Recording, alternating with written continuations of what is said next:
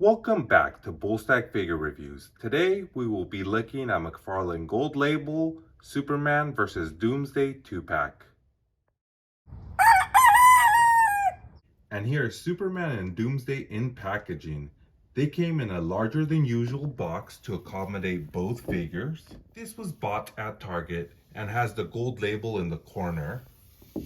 It is branded with Superman's 85th anniversary logo, and this is to celebrate his first appearance back in 1938 in Action Comics #1. The site is pretty generic.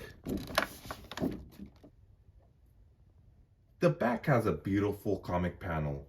One side has Superman's torn cape and the other has Doomsday holding an unconscious Superman. And now, without further delay, let's open Superman and Doomsday. Here they are, out of the box.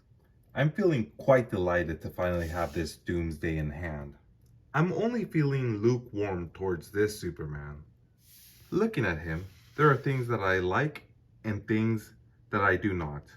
For Superman here, I like the blue shading in his hair and the battered face sculpt. But it feels like it's lacking a tad bit more bruising. McFarlane started to add some blood, but then he must have pulled back due to it being a 12+ rating. I like the body mold that he used for this figure, but I do feel like it could have used a tad bit more sculpting around all his wounds. As with the head, it just feels like he started something and then he didn't commit to it last minute. He went for comic art with those wounds, but didn't commit to doing the rest of the figure with comic shading. My favorite part of this figure has to be the red cape. I like all the different tears and how it looks like it has truly been used during battle. However, it is missing the big yellow S, like on the box art and like on the collector's card that I will show later. And now for Doomsday here. He's really nice. This ponytail is perfectly sculpted and long. I like that it's really flexible too. His evil grin and bone-like beard is swell. McFarlane was not frugal with any of the bone spiking allocations protruding from his whole body. His trunks have a nice texture and the ribs at the top are a nice touch. Overall, this is a great Doomsday figure. For articulation, we'll start with Superman. His head is on a ball joint that allows it to go up and down, and it can rotate all the way around, and it does have tilt. His shoulders are on a ball joint that allow them to go in and out and all the way around. He also does have bicep cut and double jointed elbows. His hands can rotate all the way around and they can hinge up and down. He has 2 ball joints, one in his diaphragm and one in his waist.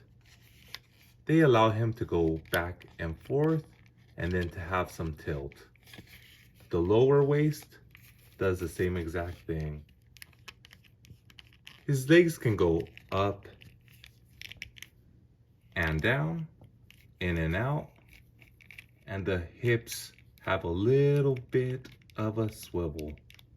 He has double jointed knees. His foot can go up and down and can rotate, and he does have a toe cut. And now for Doomsday's articulation. His head can go up and down and can go all the way around, and it has tilt. His jaw is articulated. His shoulder's on a ball joint that allows it to go in and out, all the way around. No bicep cut, and only a single jointed elbow with rotation. His hand can go all the way around and also has a hinge. There are 2 ball joints in his torso, one in his diaphragm and one in his lower waist. And this allows him to move up and down this way. And then also he can rotate, and he has tilt. His waist can do the same exact thing.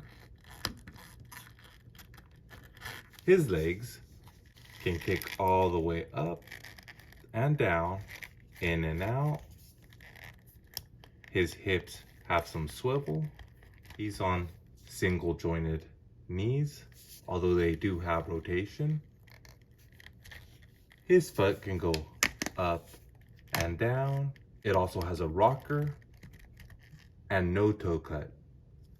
Superman here measures to about 7.5 inches. Doomsday is 9.5 inches. These figures fit in well with other 7-inch figure lines. Here they are with Marvel Select Thor and McFarlane Devastator. Doomsday can fit in well with 6-inch figures because of his character, but it's a little bit harder to sell with Superman. Here they are with Toy Biz Marvel Legends Cyclops. For accessories, Superman comes with 2 extra open hands, a standard display stand, and a collectible trading card. I think it would have been fitting here to have been provided with a flying stand instead, and possibly some fist hands, but sadly we were not. Doomsday here came only with a collectible trading card and a way too small display stand.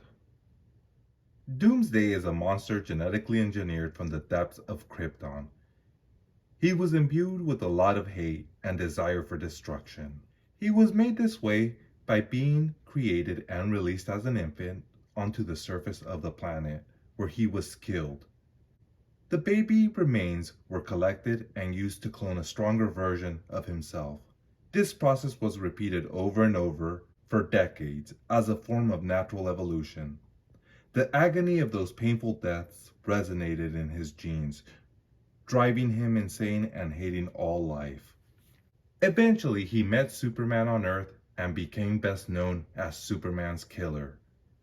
Overall, I love adding Doomsday to my collection. In another video, I will see how he matches up against the Storm collectible Doomsday. As for Superman, he just did not live up to my expectations. Going with painted on scratches rather than sculpting was a poor choice. As a whole set though, this is a box set that every serious collector should own. And with that, if you enjoyed this review, please remember to comment, like, share, and subscribe.